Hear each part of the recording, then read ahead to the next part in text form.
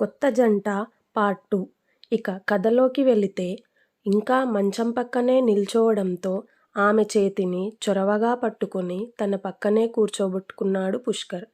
అలా కూర్చున్న ఆమె తల ఎత్తకుండా దుప్పటి మీద తన చూపుడు వేలితో వలయాలు చుడుతూ, అతను ఇంకా ఏదైనా చేస్తే బాగుండు అని అతని చేష్టల కోసం ఎదురుచూస్తుంది. లావణ్య, దేని గురించి ఆలోచిస్తున్నావు? గదిలో మనిద్దరమే ఉన్నాం, మాట్లాడొచ్చు కదా అని ఆమెకు దగ్గరగా జరుగుతూ అన్నాడు పుష్కర్. ఏంటి, రాత్రంతా ఇలా మౌనంగానే ఉంటావా?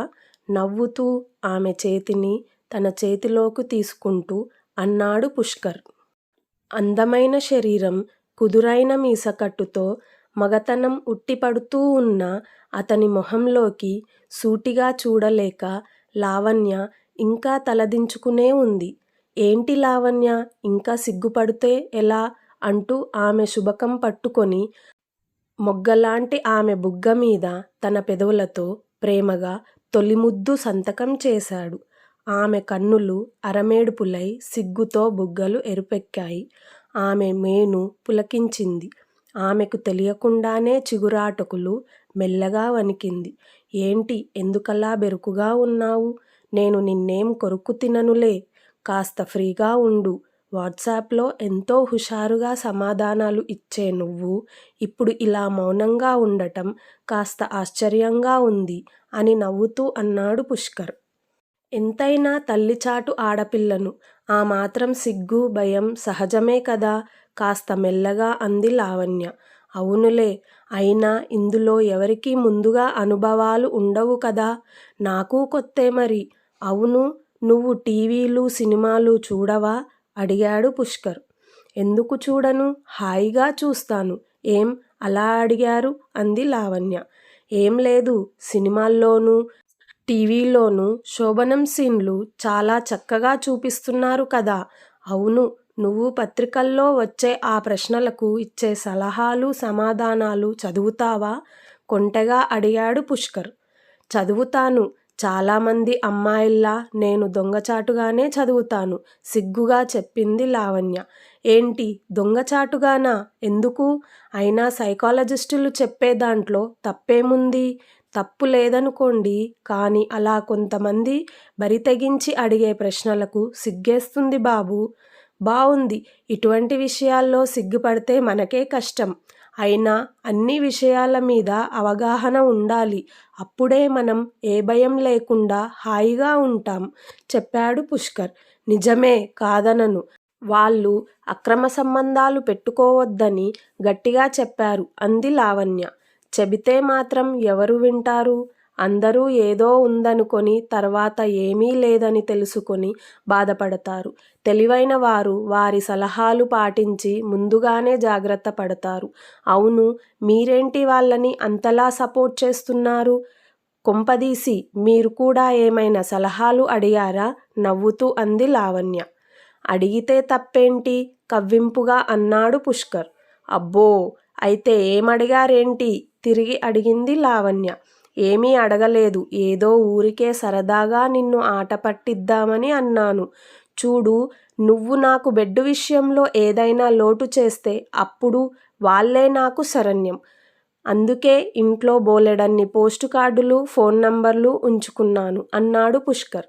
అబ్బా, ఇంకా ఆపండి బాబు, అయినా మీకు ఆ అవసరం రాదులేండి నవ్వుతూ అంది లావణ్య. అది అలా రా దారికి, అయినా నేనేం అమాయకుడిని కాను, నాకు అన్నీ తెలుసు. ఏమిటో అన్నీ నేర్చుకున్న దాంపత్య జీవితంలో ఇంకా నేర్చుకోవాల్సింది ఎంతో ఉంటుందని మా ఫ్రెండ్ చెప్పాడు. ఏంటి, మీ ఫ్రెండ్ చెప్పాడా? అంటే మీ ఫ్రెండ్తో ఎటువంటి విషయాలు కూడా షేర్ చేసుకుంటారా? అమాయకంగా అడిగింది లావణ్య. కొన్ని విషయాలు ఫ్రెండ్స్ను అడిగే తెలుసుకోవాలి. ఎందుకంటే పెద్దవాళ్లను, అమ్మానాన్నలను అడగలేము కదా. పోనీ మీ పెద్దవాళ్లను కూడా అడిగి తెలుసుకోండి. వాళ్ళు అయితే ఇంకా అనుభవజ్ఞులు కదా. అప్పుడు అందరి సలహాలు పాటించి కొత్తగా ట్రై చేస్తూ భార్య ముందు మీ సత్తా చూపించుకోవచ్చు. అతన్ని ఆట పట్టిస్తూ అంది లావణ్య.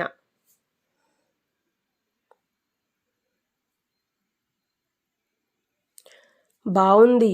కొంతమంది సలహాలు పాటిస్తే మనకే మంచిది. అప్పుడే ఆడదాని లోతేంటో తెలుస్తుంది. ఇందులో తెలియడానికేముంది? నీటిలో పడితే ఎవరైనా ఈదుతారు. ఇదీ అంతే. చక్రాల్లాంటి కళ్ళను గుండ్రంగా తిప్పుతూ అంది. అబ్బో లావణ్య, నువ్వు చాలా తెలివైన దానివి. నీతో వాదించడం కష్టం. ఏది ఏమైనా సంసారంలో భార్యదే పైచెయ్యి అవుతుందని పెద్దలు ఏనాడో ఒప్పుకున్నారు.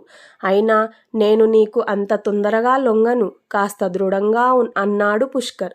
సరే, అదీ చూద్దాం. ఎవరు కిందో ఎవరు మీదో. ఏమైనా మీరు ఓడిపోతారు కాస్త ధీమాగా అంది లావణ్య. ఏంటో అంత ధీమా? అడిగాడు పుష్కర్. ధీమా కాదు, ధైర్యం. నెగ్గుతానని నాకు తెలుసు. ఇంకెందుకు ఆలస్యం? మొదలెడదామా ఆట? ఆమె ఎదకేసి ఓరగా చూస్తూ అన్నాడు పుష్కర్. ఏ ఆట? చిన్నగా నవ్వుతూ సిగ్గుగా అడిగింది లావణ్య. అదే అమ్మా నాన్నల ఆట. ఏం, చిన్నప్పుడు మీ ఫ్రెండ్స్తో ఆడలేదా? అమ్మా నాన్నల ఆట నేనెప్పుడు ఆడలేదే. అయినా నేను పట్నంలో పెరిగాను కదా, నాకు అవేమీ తెలియవు. అవును, ఆట మీకు తెలుసా? మీరు ఎవరితోనైనా ఆడారా? నవ్వుతూ అంది లావణ్య. అదెలా కుదురుతుంది? ఏదో సరదాగా చిన్నప్పుడు తెలిసి తెలియని వయసులో అలా ఆడుకునేవాళ్ళం. ఎన్నెన్నో కలలు కనేవాళ్ళం కూడా. పైగా ఆ వయసులో ఏమాడుకున్నా ఎవరూ ఏమీ అనరు కాబట్టి ఎంతో ఆనందంతో ఎంజాయ్ చేశాను నవ్వుతూ అన్నాడు పుష్కర్. ఓహో, అంటే మీకు స్వీట్ డ్రీమ్స్ చాలా ఉన్నాయి అన్నమాట. అవును లావణ్య, చిన్నప్పుడు చాలా కలలు కన్నాను చెప్పడం ఆపాడు. ఏంటో ఆ కలలు? అడిగింది లావణ్య. ఏం చెప్పను? ఎన్నని చెప్పను?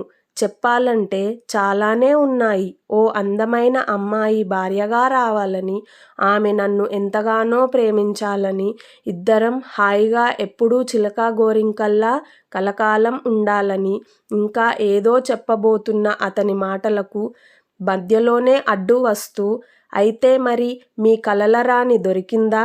అందమైన కాటుక కళ్ళను మరోసారి పెద్దవి చేస్తూ అడిగింది. ఎందుకు దొరకలేదు? అందుకే కదా నిన్ను ఏరికోరి పెళ్లి చేసుకున్నాను. మొదటి కోరిక తీరింది. మరి ఆ రెండవ కోరిక తీర్చడం నీ చేతుల్లో ఉంది. మరోసారి తన చేతిలోకి తీసుకుంటూ అన్నాడు పుష్కర్. అచ్చు తప్పు.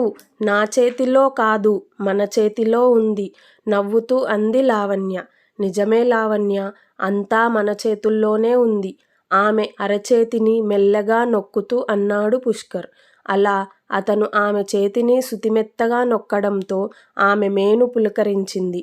చెప్పలేని అనిర్వచనీయమైన అనుభూతిని లోనవడంతో తమలపాకులాంటి ఆమె లేత ఆధారాలు మెత్తగా అదురుతూ పువ్వుల్లా విచ్చుకున్నాయి.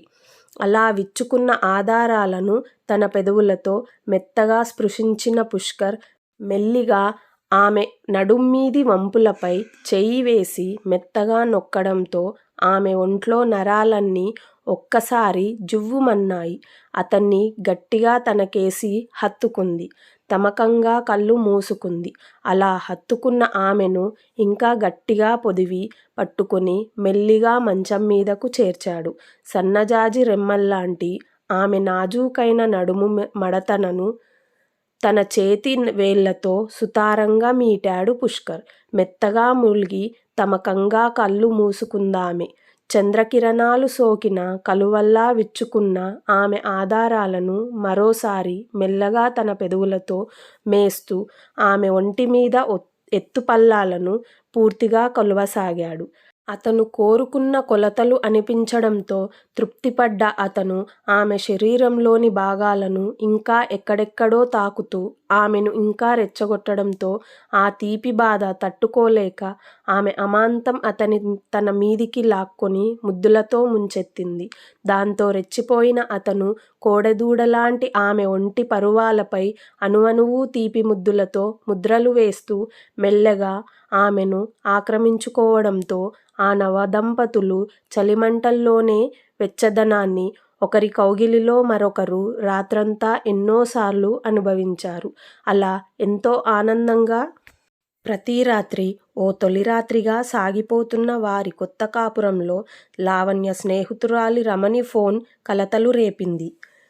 ఆ తర్వాత వీళ్ళ జీవితం ఎలా మలుపు తిరుగుతుందో నెక్స్ట్ వీడియోలో చూడండి. మీకు ఈ వీడియో నచ్చితే లైక్ చేయండి. ప్లీజ్ సబ్స్క్రైబ్ చేయండి. మరిన్ని ఇలాంటివి ఇంట్రెస్టింగ్ వీడియోస్ కోసం ఛానల్ని సబ్స్క్రైబ్ చేయండి. Thank you for listening.